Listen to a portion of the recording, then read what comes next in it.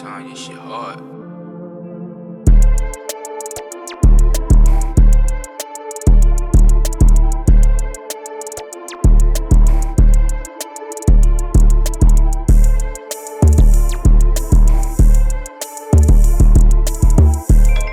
Welcome to the 90-Day Podcast. My name is Renee.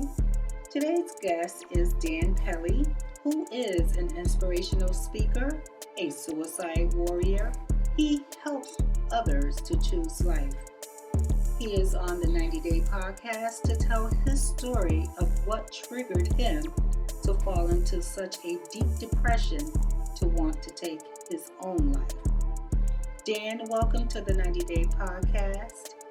And before we get started, I want to ask, are you associated with any suicidal outreach programs? Hi, Crystal. Thanks for having me. It's so good to speak to as many people as I can about helping people choose life. You know, I am literally all over social media, and there's many suicide groups that accept me and my post, and we move along and helping people, but not like directly involved in one organization. I like to make as many connections as I can from the Out of the Darkness walk that I've walked myself. Just recently commented on that, but all these organizations, NAMI, National Association of Mental Illness, Samaritans, been around for years, the Catholic Church of helping people. All these organizations accept my post and accept my encouragement and my inspiration to really help people. So I really don't like to get tied down with one organization. Sometimes they have policies that might not agree with what I want to do to connect with people. Whatever it is. I have more of a free reign over social media where I post on 12 sites, from Facebook to Instagram to my own page, Dan Pelly, Inspirational Speaker, with 90,000 followers. I think of it this way. Pinterest, all of it, Snapchat. I've been looking at it because I used to manage a show band years ago, so I knew about advertising. So I started applying my advertising skills to my own self-funded program. No one funds me. I self-fund myself for 5 years. I have thousands of dollars into my mission. It's not about the money for me, but when I get into all the social media, I think of it this way. And I thought of this right from the beginning, when I really broke through and went public in 16 and pushed the stigma away from me and the shame and the guilt. That no. We need to have dialogue about suicide. We need to talk about suicide. We need to help people choose life, which many organizations do. I champion all the organizations. Anybody that's out there doing anything for suicide, I'm championing them all the way. They're warriors. They're trying to help people stay in this world and live a life they should be living. So this thought came to me. I said, if I can just affect one person through all these social media sites, then I'm doing something. So you just never know when I'm posting. Like I've just been posting for the past hour, and I got 12 sites to post to on my own public page and all of that, and make videos and just keep at it every day, because comes a time when that person's on at 10 o'clock or 8:30 at night tonight, sees something that might alter their thought to not take their life. Right. If anyone is having suicidal thoughts, is there a hotline number to call? Also, can they reach out to you?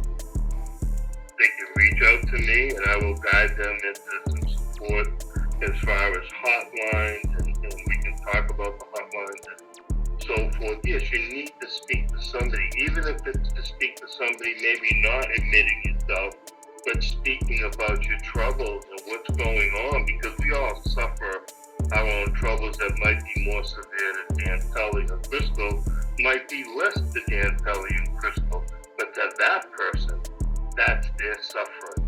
No matter how minute we might think it is, or how major, or how you should never have a reason to do something like that. And this is where stigma starts getting in the way. Dan, can you share your suicidal attempts that triggered you? Yes, I really, sometimes I try my best not to go too deep into it because you never want to trigger anybody that might be listening to this podcast that's on edge. But yes, I never thought of suicide my whole life. Brought up Italian, all Italian, tough Italian father, construction working my, butt off, a blue collar worker. I've been in real estate over 30 years now. That's my first passion, helping people find housing. But my real passion is to help people choose life now because of my experiences. But right up till I was 39 years old, never even thought about it. Wasn't I heard about it? Maybe even a thought here and there. Never had anybody close that it was, problematic with suicide, but maybe some depression with an uncle, but nothing that stood out. But, married, running a real estate business, having a house, having it all, and you think you have it all, and you learn in life that you really have nothing if you don't have your happiness. And true happiness, not just relevant happiness is what we gain on the outside, whether it's a beautiful spouse, whether it's a house, whether it's, a business, we learn after so much time, and I'm older, so I look back and I say, you thought you had it all, you thought you had everything, but when you don't have, a solid situation where there's communication and respect and all of it, then, you're really living not a good life, and you have to make changes. So when it all comes crashing down and things don't work out, regardless of, you hate to play the blame game, because when you start blaming others for your troubles, you really don't grow. You don't grow at all. Even if that person is severely wrong, you forgive, but you don't forget. You keep your boundaries and you keep your red lines with people that have hurt you. But in the end, you've hurt someone else with your own actions and your own words. So when it came to the point where the divorce happened and the heartbreak set in, and that was the biggest deal, and the heartache, you're like torn out of your chest, that, everything's crashing down on you, and then your business is starting to slow, and you're not concentrating anymore. And I'm like, what's going on? I must be depressed. So I've been down, and it lasted for a few weeks. This is 1996, talking 25 more years ago. And I'm 39 years old, and now, the divorce occurs, the business starts failing, I can't operate anymore. I can't even think, I can't function. I'm not talking like this, I'm not talking like snap, crackle, here I am as a real estate agent. Help me, that's all moving away from me. Now I'm starting to feel weak, I'm starting to feel debilitated, I'm starting to feel, insecure, I'm starting to fall into this depression, and I'm like, what is this? And as it kept gaining on me, I'm talking to my brother, and I don't know if I can keep running this place, man. I can't even concentrate. I'm just so hurt right now, and my life sucks, and everything's happening. So it's just down. So yeah, we usually pull ourselves out of breakups, and we do things, but the business fails, and I gotta close it because I can't run it. I'm running 15 people, and I close the business, and then I moved to Florida to go with my brother, and he worked a detail shop, and I never recommend doing three major things when you're suffering. First of all, you're getting broken up with. Second of all, you're selling your house. Third, you're selling your business and moving. You just shouldn't be doing that. And I learned from experience because it really took its toll on me once I made that move. Not that I didn't have support, which a lot of people don't have, but not enough understanding about my suffering, although the work ethic kept me going with my brother. Like my father used to say when I complained, go to work and get your head right. So I remembered that and went to my brother's shop. I worked in the shop. I was no longer wearing a three-piece suit. Now I'm detailing cars and I'm cleaning throw up in the back seat. And I'm detailing cars in the hot weather in Florida. So I'm moving along, pulling me out of bed to go to work. I want to cover myself and never come out of bed again. And I'm deeply getting depressed. Now I'm starting to get clinical. I start getting suicide ideation, and it's all starting to come on me hard, very quickly. and I'm trying not to say anything. I don't want to upset the family. I'm being secretive. He knew I was hurt, but he kept me working, which was a blessing. And, and I said to him one morning, I don't want to get out of bed. I just want to sit here and hear about what all that's happened to me. Like you're a crybaby, you got so much pain going on in your heart and head, 800-pound gorilla on your back every day, and you're suffering so bad.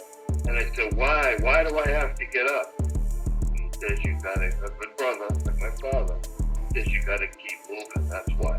And so my keep moving is a very strict discipline with people that no matter if it's a short lift or not, you gotta get up and wash your body, you gotta get up and eat, you gotta do your short lift. So he showed me what my father taught me, that this is why I'm here for you, supporting you, always grateful to him.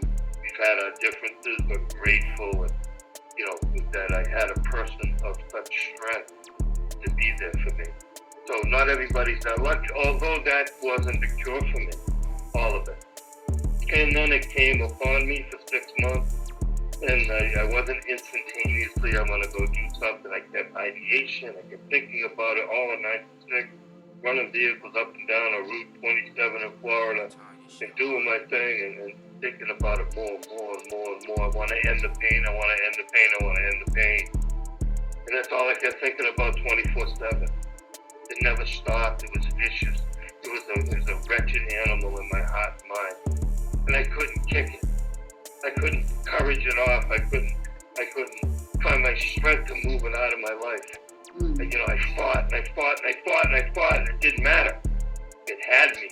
It had me by the back of the neck, and it wasn't letting me go. And I went to see therapists, and they put me on medication. Tell my brother, you gotta watch out for him. He's suicidal. And I'm thinking, this is the control you can have in your life. You have the control to live it, or you have the control to take it. And I realize that more and more now, that we have the control. We can't blame it on somebody else. Right. And as I'm sickly and I'm into that depth of clinical depression, and I get to that point, and I get to that wretched moment that nobody ever wants to go to. And some people do it instantaneously. We can't help those people. Sometimes we just can't help everybody. But we can help a lot by ending the stigma and looking out for people that are suffering in silence. So as that built up, come November of 96, I finally made the decision. And it was the worst decision of my life. And I tried to take it, whether to me it was pills, Tylenol, whatever it was. To me, was I just wanted to end the pain. And I wrote my notes to my family and my kids and all of it, how sorry it was that I wanted to end this pain. It had nothing to do with them. And yeah, we want to be selfish, and we want to say, hey, live for them. You got to live for yourself first. Absolutely. You're never going to be able to live for anybody if you don't live for yourself. You can be a walking zombie, support your family, but that doesn't mean you're living life. Right.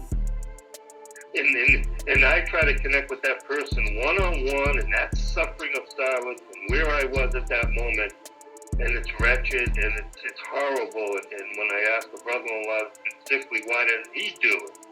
And he says he wants to. And he says, I'm too afraid there. And I said, well, stay that way. Because I have the stupidity and the cojones to make the move. And sometimes it's not even about having courage like that. It's like, I'm going to, it's not an easy decision, first of all. People always say, oh, it's the easy way out. Bullshit. There is nothing easy about when I was sitting in that hotel room with vodka and pills and wretched over my life, and sitting there looking at the corner of that hotel room, go, this is it? This is where it's going to end in? After all you've been through? And the wretchedness you go through as you sit there for hours, and you contemplate, and you're sick in your mind, and your brain is unhealthy. Do you think about your family? Do you think about everything like in the past? Like, do you have that second look back, like about your family, of the people you were hurt? And well, yes, as I'm writing the notes, I'm suffering.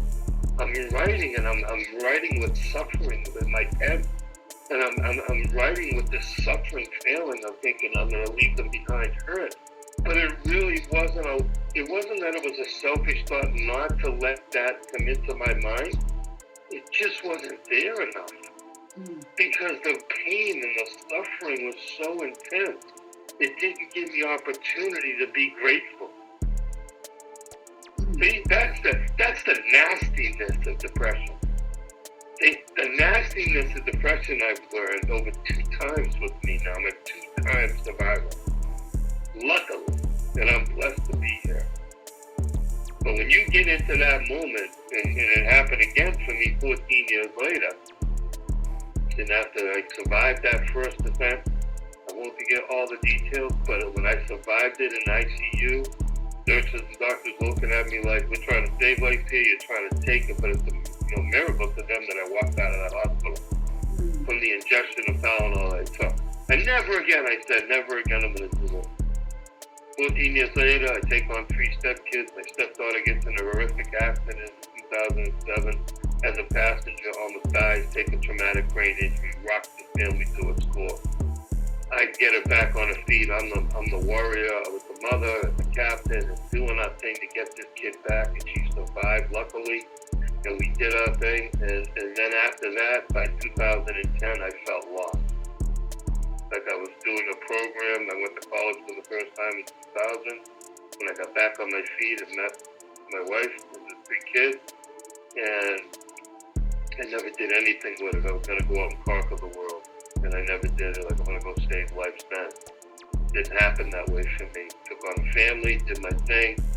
Once she got hurt, I became suicidal again at 10, made another attempt, unfortunately, and got sick again, and got clinical again. But this time I knew. When she walked in one day in my life, and I said to her, half crying, went up out of my desk in my office. And this is what I said to her. That's all I said was, I need help. I need help. I'm afraid that I'm going to hurt myself again. Because I suffer so much about this kid. I suffer about her. So what happened to this kid, unluckily, in the hand she was dealt, like we're all dealt this hand, right? Right. And she dealt a tough hand, and we all have to try to fight through it.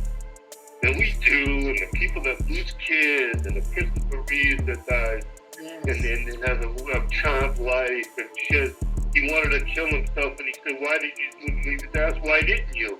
He said, because I got a mission in my life. This happened to me for a reason. This hand was dealt to me for a reason, so he helps stem cell research. See, we all have a mission, everybody that's listening. I know. We all have a purpose. And isn't that so ironic? We look at, we are all human. Yeah. And we all expect, even like your daughter, your stepdaughter, she expects you to be strong and there for her. She expects you to be her protector. When we look at shows like Superman, we expect Superman to be Superman. He's the most strongest man. And when he fell off that horse playing polio, I think it was. Yeah, polo. Yeah, polo. And the horse got spooked or something. I know horses a little bit, but something happened when he stopped short. Yeah. That got the attention and threw him off the horse. Yeah. So very unfortunate thing. Yeah. And it shocked the world. It's like, unbelievable. Superman. You know what I'm saying? So it's like, sometimes, even the strongest people need that affection, that attention. They go through that, that depression, which leads to my next question. As a family member and as a concerned friend, what are some signs we should look for when the ones we love are going through deep depression? When we look closer, and a lot of people try not to look sometimes, even your own family members, at the kind of hurt you're going through. You might say, I need medication, and they say, oh no, pull yourself up by the bootstraps, you don't need medication. And they kind of just blow it off sometimes, that it's just the old cliche. But I just read a post today about a girl. She's on Instagram. I think she had a suicide attempt the way it sounded. But she said for a whole year I suffered and nobody noticed. And I looked at that today and I thought about what we're going to speak tonight. I was like, this is the problem. We're not taking a good look. Or when you asked me when we talked, before this interview that, are you okay, Dan? Everything okay? That question you asked me is really important to ask a family member. Yeah. Because the behavior might shift a little. They're not being, he not being, they're not being themselves. Yeah. The isolation's going on. But, you walk up, you don't want to go up to someone and say, hey, you thinking about killing yourself? I've done that with some people that I've had dialogue with. I've asked the question point blank and got a response and got some conversation going. But normally they don't want to say that to the society or, hey, look, suicide's not your favorite subject. Right, no, right. It's not your favorite entertainment on TikTok. You know what I mean? Right. You got some insignificant stuff on there that really don't bring any value to anybody getting 2 million hits. And it's just where our society is, and I don't fault it. Look, I'm all for fun and games, right? Look at it. My Buddhist practice, we talk about my mentors from the years past, talk about my mentor before this mentor. Buddhism is about, when we live about human beings, we're here on this earth to enjoy ourselves at ease. And of course the devilish functions get in the way, and there's disruption and there's suffering. But, we're here to enjoy ourselves. I want to push living and choosing life, which changed my whole life practicing, and getting into this realm of we have to take action for ourselves. Like that determination saying I sent you. That changed everything for me. Because if you don't make a determination, we can pray till we're blue in the face, and I pray too. And I chant, and I have a ceremony, and I do it all. And just like a godly person, I'm chill. Whatever you're doing to pray, whatever you're doing, listen, if you don't take any action, nobody's going to do it for you. And this is the problem with looking at our family or our friends. Are you okay today? Like you asked me. Are you okay, man? You don't seem like you're yourself. What's going on with you now? We can't get so busy that girl I saw on Instagram got ignored for a whole year, and then I think she tried to take her life, and she survived. But that right there shows you there's an underlying ugly, hidden stigma that sometimes the people are doing it purposely and being mean and cruel, or sometimes it's more like innocently just ignorant to it. You just don't understand. Like I had a brother that didn't understand about medication and all that if it's needed. All of it. So when you get this double sword of meanness and unkindness that you're a chicken, what about your family, why are you doing this, you're weak, you're no longer Superman, especially for men, right? Yes. The stigma's out there that don't you ever be weak, don't you ever cry, you keep yourself pulled up by the bootstraps and you keep pushing. It doesn't work that way. But the toughest Italian father I had, and all of it, they carried through tough times and they had their times. But we're not all as tough as somebody else. Exactly. Someone else might be tougher. But my brother said, I don't think I'd ever go down that road, he said. I said, well, that's good. You got a toughness about you that there's something about, it's just like, and I don't even want to say it's tough and contradict because it becomes, none of that matters in the end. Right. It doesn't matter how rich you are, how middle class you are, how poor you are, how you're the biggest star on social media. It doesn't, or TV, it doesn't matter. Right. It is an unbiased robber of life, and it is unbiased across the board. Every race, every human being. It is such an epidemic that, of course, the Attorney General back, I think in 1990 maybe, Right. Declared it a national emergency, a national health list problem, like it's on the top 15. I think it sits around number 7 or 8. Mm-hmm. Of the leading causes of death, and that was a significant move by the Attorney General. Mm-hmm. By that not Attorney General, by the General Director of the Health. I forget what they call him. But when I heard that, I said that is huge.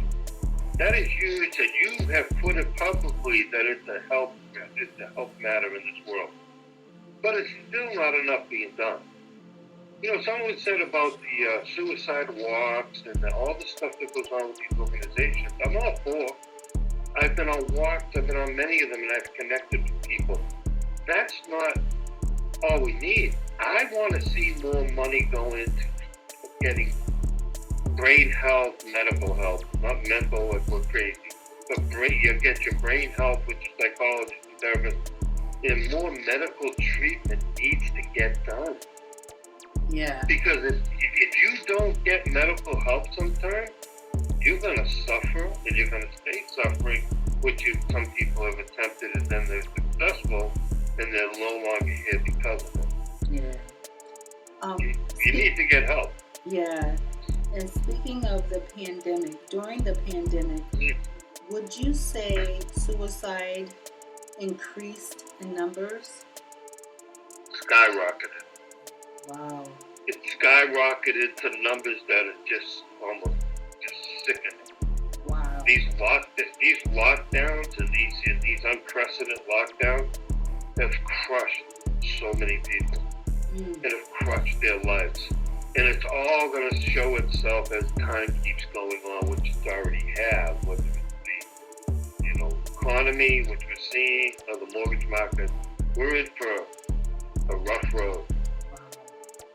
And it's going to get rougher because in them lockdowns, June of 20, 30,000 more people than the normal average of suicide yearly, which is about 45,000 people to 50,000 people a year are killing themselves now. The 7th, 8th leading cause. I haven't looked at the list in a bit, but I know it's right in there in the top 10. I don't care what number it is, it all sucks. And for teenagers, it's probably number 2. Teenagers have a higher rate of suicide because they don't have any support or something's going on where, the immaturity, whatever's happening, it's just more rampant. So with that 45,000 a year, just in June of 20 alone, 30,000 more people ended their life. Wow. We're talking staggering numbers. Wow. And I sit here and I go, I'm just one guy. I'm just doing my thing, and I'm out there socially, and I'm trying to help save lives, and I hope I'm making a difference. Then when I see something like, when I get negativity, I get it all. Then I see one guy that I guess he was watching me on Instagram for about 8 months, and he messages me. And I'm like, oh, okay, who's this? And he starts talking about how he's been suicidal. And he goes, I've been watching you and your posts for about 8 months, Dan. I got to tell you, you helped me stay alive. And I'm just like, this is it. This is it right there. Yeah, right. That's it right there, Dan. When someone that you don't even know comes out of the blue and says, your 8 months of posting is done. Now he's running his own suicide prevention, and it's called F-Suicide. So he's determined as a 20, 30-year-old guy. He's young. Right, absolutely. He started his own suicide prevention. He calls it F-Suicide. He's got shirts and everything that says F with the lines and the CK at the end. Because that's how angry he is at what happened to him. Right. He hates it. He hates suicide. And speaking of... I hate it. I hate suicide too. Right. And speaking of numbers, what would statistics show that men have higher suicidal deaths than women, or is it the opposite?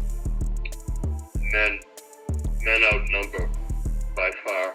Percentage-wise, when suicide suicide ideations occurring,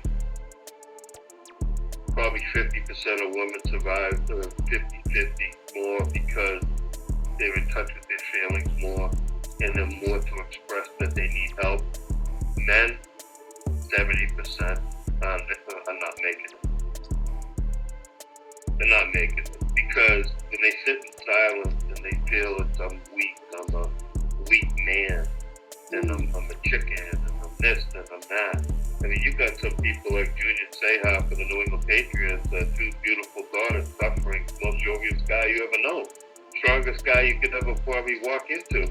One of the strongest guys. That has nothing to do with strength and he's the jovial. Sit there and ends it. Put the gun to his chest and ends it.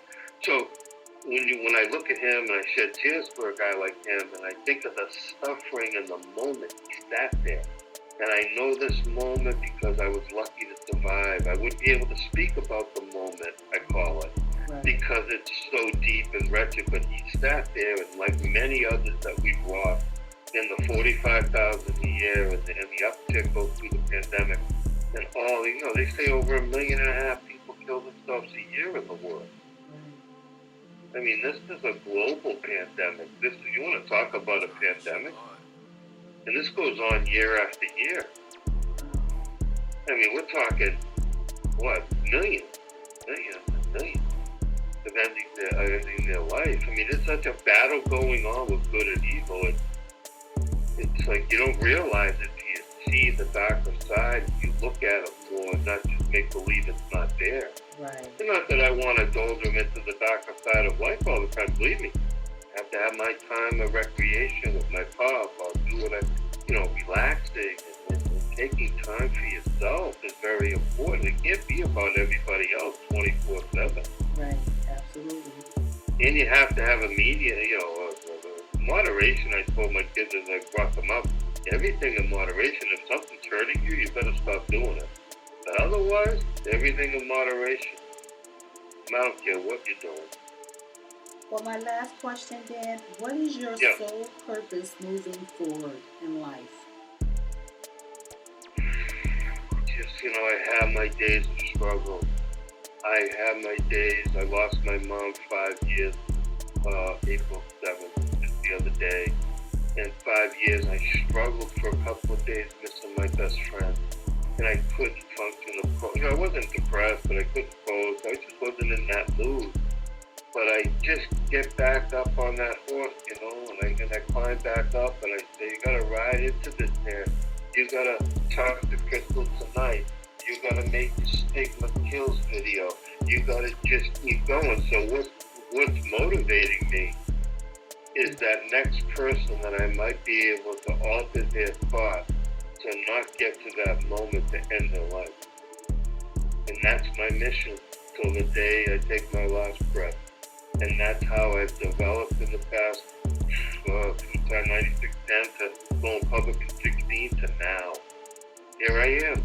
And I've made a determination that this is it for me. Besides real estate and everything I'm doing, this will be my end. And I want to leave a legacy for my son that actually posts stuff about suicide prevention now, my oldest biological, and my kids, to leave them that inspiration that no matter what, don't make the mistake like I did, because they were two big mistakes, and choose life over death. That's where we got to end it, is choosing life. That's very well said. Dan, I want to thank you for your time today. And also thank you for educating us on suicide, and also just making us aware of,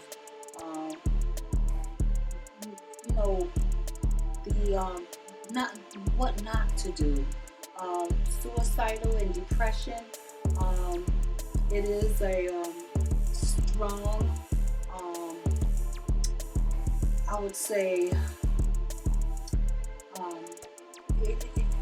It's something real. Disease. It's a strong disease that is out there. A lot of people are going through this, whether they want to admit it or not. It's there. If you need help, please Seek the help that is needed. Do not take your life. Your life is so valuable. You could contribute so much more to this world and to others. You don't have to take your life. If you need help, please reach out to Dan. Dan, can you please share your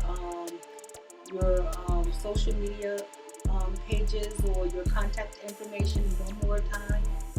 I can. They can locate me at Dan Pelly, Pelly. And you'll find me from Facebook to Instagram. Just Google Dan Pelly, my public page. You'll see suicide hotlines on there, the 1-800 numbers to me. I wouldn't hesitate to call 911 if I ever got sick again, to call 911 in a heartbeat, because my life matters, and anybody out there listening, your life matters. You can find me on Snapchat and Pinterest and all the social sites are out there. And anyone, Telegram, I'm on them all. And I want to reach out to everybody that's out there struggling, because I've been there, and it's a sucky place to be. And I want to leave you with my prayers, Buddhist, what I do for a lot of people, and I do in my interviews, is I want to leave you with good health, protection, wisdom, compassion, courage, determination, mission, happiness, good fortune, and total victory. Never give up. Your life matters. Absolutely. And we all will continue to not only help them, but help ourselves to choose life. Exactly. Well, Crystal, it was nice speaking to you, and let's talk again, and let's keep on this mission of helping people stay alive. Thank you. Thank you for your time today. Thank you, Crystal. You're welcome. Bye-bye.